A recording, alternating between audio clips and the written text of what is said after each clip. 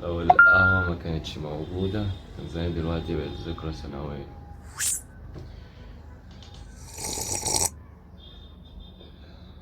المج فاضي.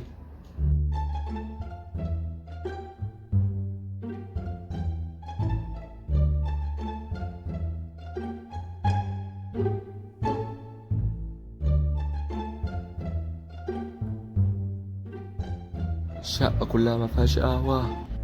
القهوة هنا دلوقتي مش مجرد مشروب، القهوة بالنسبة للإنسان هي الطاقة، زي الأكسجين كده اللي هو من غيرها بيرجع لوضعه الطبيعي سلحفاة بشرية.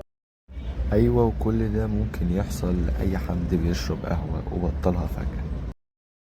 ولكن ازاي المشروب ده بدأ من حبة صغيرة وانتهى بإنه يغير مجرى التاريخ؟ تعال نرجع شوية لورا.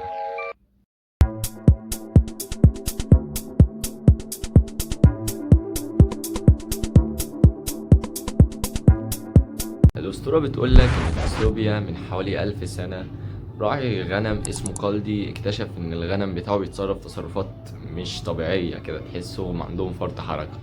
بعد كده عرف إنهم كلوا حبوب حمراء، واللي هي اتعرفت بالقهوة بعد كده، بس هو ما كانش يعرف ساعتها ايه الحبوب دي.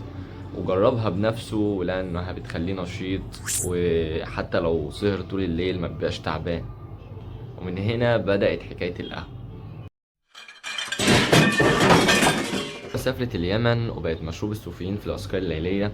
بعد كده مدينة المخا بقت أشهر مكان بيصدر بن، ومن اسمها جت كلمة مكة اللي هو نوع من أنواع القهوة يعني. في القرن الخمستاشر ظهرت القهاوي في مكة والقاهرة، كانت زي الفيسبوك بس زمان كده، يعني انت تشرب وتتكلم عن السياسة وتشارك النكت. كالعادة في ناس قالت ان القهوة حرام وحاولت تحرمها. ليه؟ لانها بتسهر الناس وبتخليهم يفكروا. في العصور الوسطى الموضوع ده كان نشاط سياسي خطير جدا.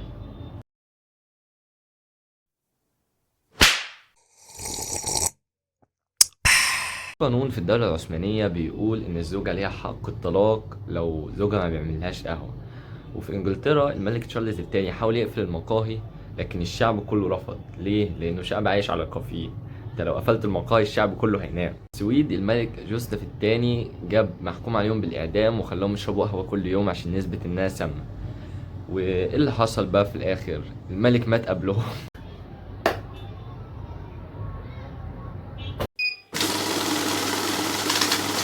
كده القهوة وصلت أمريكا وبقت رمز الاستقلال بعد ما قطعوا الشاي البريطاني. والقهوة بقت تاني أكبر سلعة موجودة في العالم بعد النفط. يعني المج اللي في إيدك وراه مزارع البرازيل وتاجر في نيويورك وأزمة مناخية في فيتنام. المخ فيه مادة اسمها الإيدونوسين بتقولك أنت تعبان أو عايز تنام أو كده، فالكافيين بيجي يدخل المخ بيقفل المستقبلات دي، فالمخ يفتكر إنك لسه نشيط ولسه صاحي وعلى المظبوط وكمل يومك.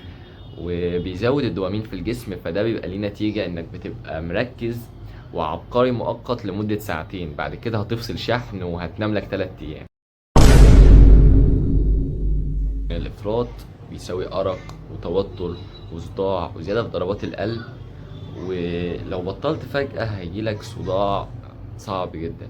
وفي ناس شربت 50 كوباية قهوة في اليوم، يعني لو شفتها بتكلم التلاجة ومستنياها ترد فده طبيعي، يعني سيبهم عادي. في النهاية قهوة مش بس مشروب، دي تاريخ، دين، سياسة واقتصاد وعلم ومودك الصبح. الحلقة دي صحصحتك، دوس لايك وسبسكرايب وخلي الكافيين يوصل لغيرك، وبس كده. سلام.